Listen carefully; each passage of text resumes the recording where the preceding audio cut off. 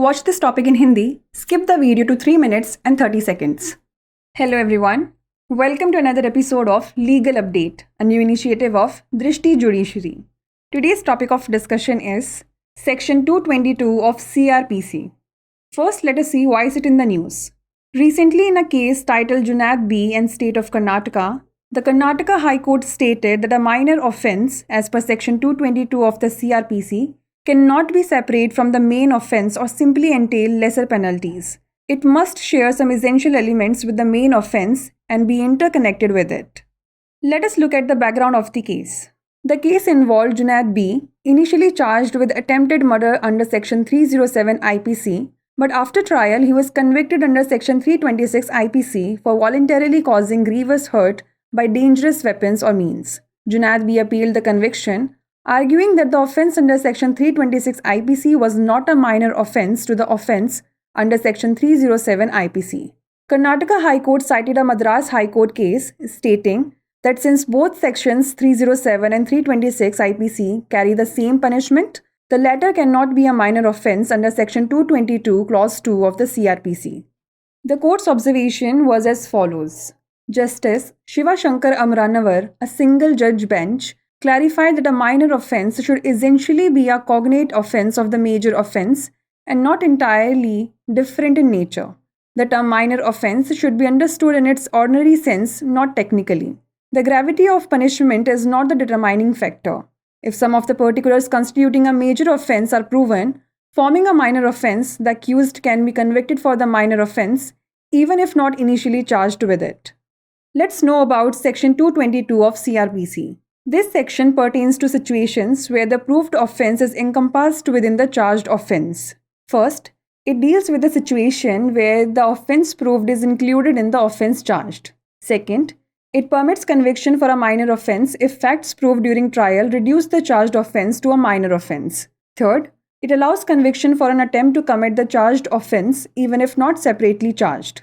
Fourth, however, it does not authorize conviction for any minor offence if the conditions requisite for initiating proceedings for that minor offence have not been satisfied. Let's discuss a case law. Suramani and others versus State, 2011. The Madras High Court held the punishment provided for offence under Section 307 and 326 IPC is same, and therefore the offence under Section 326 IPC is not a minor offence to offence under Section 307 of IPC, so as to invoke Section 222 Clause 2 of CRPC.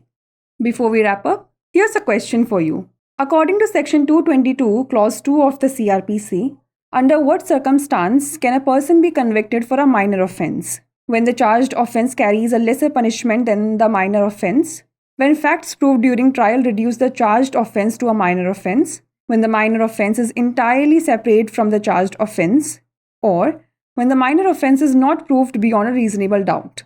Send the answer to this question in the comment section. Like, share and subscribe for more such content. नमस्कार, दृष्टि judiciary की नई पहल legal update programme में आपका स्वागत है। आज हमारी चर्चा का विषय है सीआरपीसी की धारा 222। सबसे पहले जान लेते हैं यह चर्चा में क्यों है। हाल ही में Junaid B and state of Karnataka नामक एक मामले में कर्नाटक उच्च न्यायालय ने कहा कि सीआरपीसी की धारा 222 के अनुसार एक छोटा अपराध मुख्य अपराध से अलग नहीं हो सकता है या कम दंड नहीं दे सकता है। इसे मुख्य अपराध के साथ कुछ आवश्यक तत्वों को साझा करना चाहिए और इसके साथ परस्पर जुड़ा होना चाहिए। चलिए जान लेते हैं मामले की पृष्ठभूमि। इस मामले में जुनैद बी शामिल था, जिस पर शुरू में आईपीसी की धारा 307 के तहत हत्या के प्रयास का आरोप लगाया गया था, लेकिन मुकदमे के बाद उसे खतरनाक हथियारों या साधनों से स्वेच्छा से गंभीर चोट पहुंचाने के लिए आईपीसी की धारा 326 के तहत दोषी ठहराया गया था।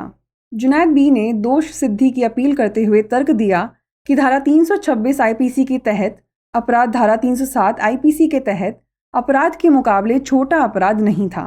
कर्नाटक उच्च न्यायालय ने मद्रास उच्च न्यायालय के एक मामले का हवाला देते हुए कहा कि चूंकि आईपीसी की धारा 307 और 326 दोनों में समान सजा होती है, इसलिए सीआरपीसी की धारा 222 उपधारा 2 के तहत यह कोई छोटा अपराध नहीं हो सकता है।